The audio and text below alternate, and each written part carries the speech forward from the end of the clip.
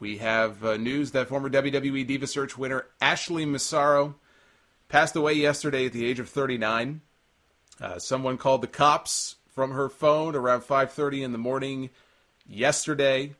She was transported to a local hospital or local medical facility, I guess you might say, in Long Island before she passed away. We do not yet know the cause of death. Authorities have deemed it non-criminal. Corey Graves posted a tweet saying he didn't know her well, but he was around her recently and said that she was great to be around. She's very bright, but he then talked about how the sadness and the hopelessness can be very real, and it helps to talk to somebody and tell them you love them, which sounds a whole lot to me like he's suggesting she may have done something to harm herself.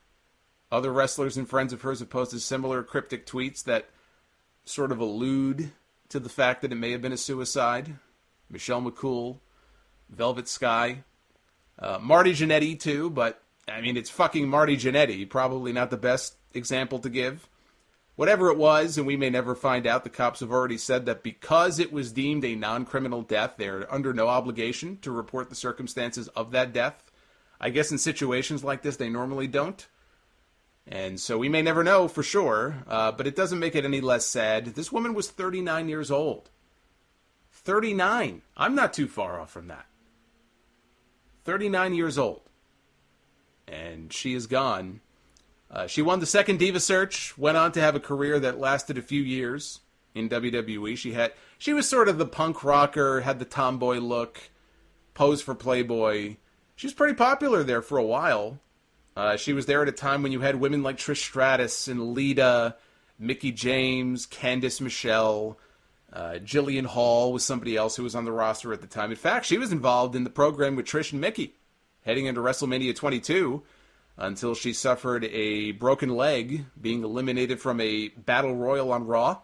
She had to have a metal plate, 8 screws surgically implanted in her leg. She was a manager for a while for Paul London and Brian Kendrick. She requested her release from WWE. So those people figuring, well, she got cut or something happened. It was actually her choice. It was her decision to leave WWE.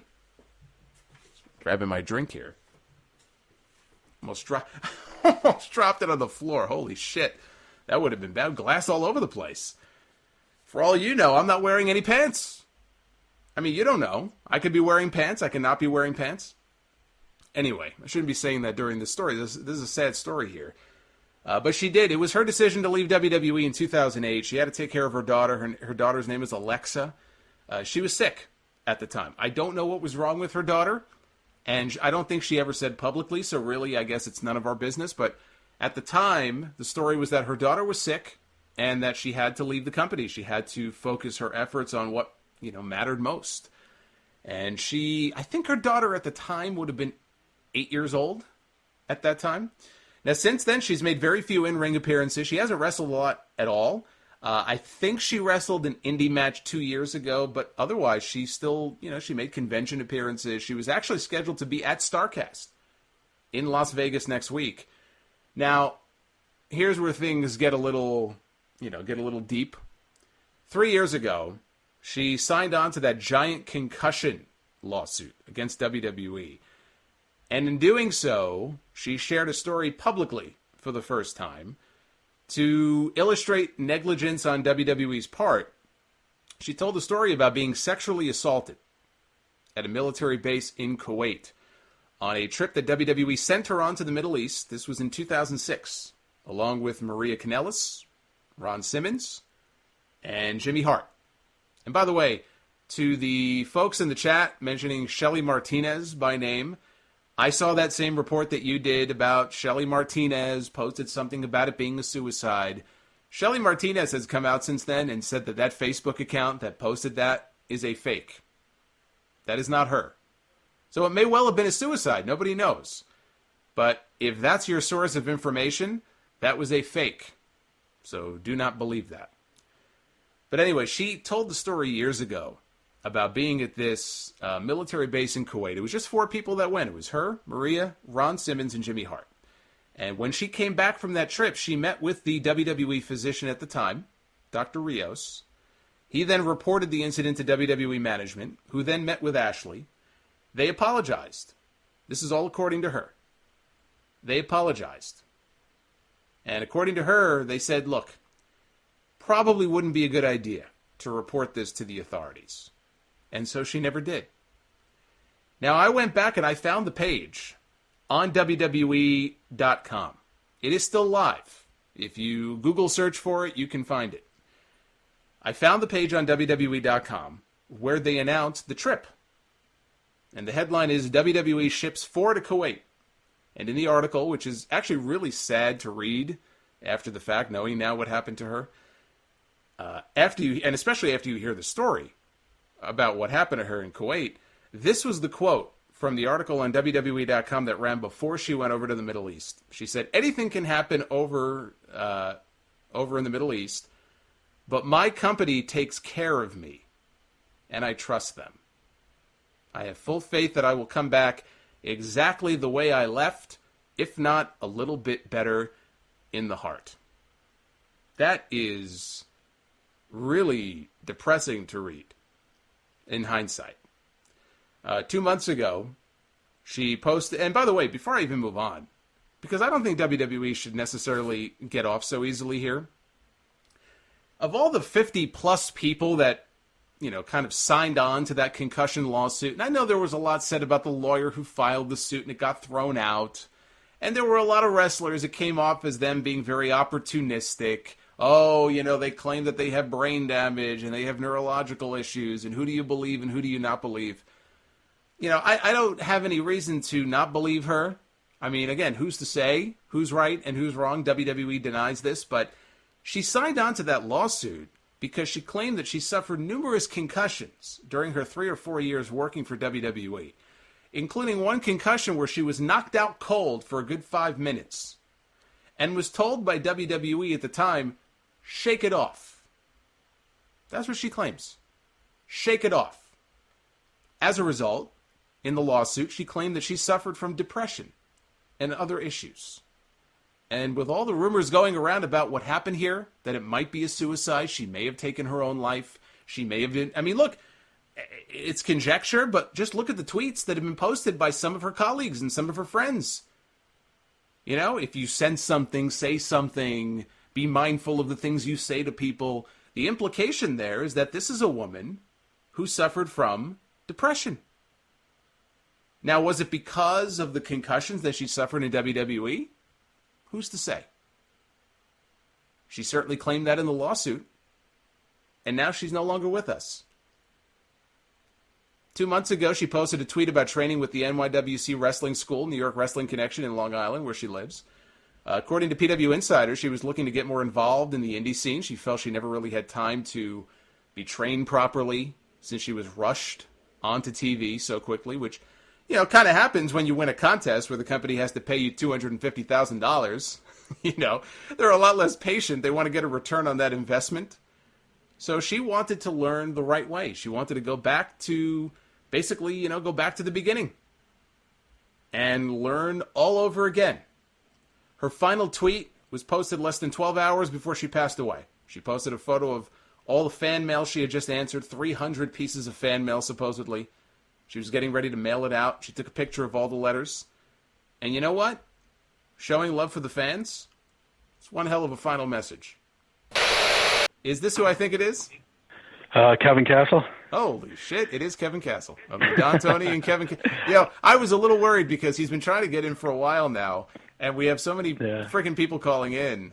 And I said, just keep trying. Just keep trying. I'll get you in, I promise you. And so, yes, I'm very happy that we have Kevin Castle from DTKC.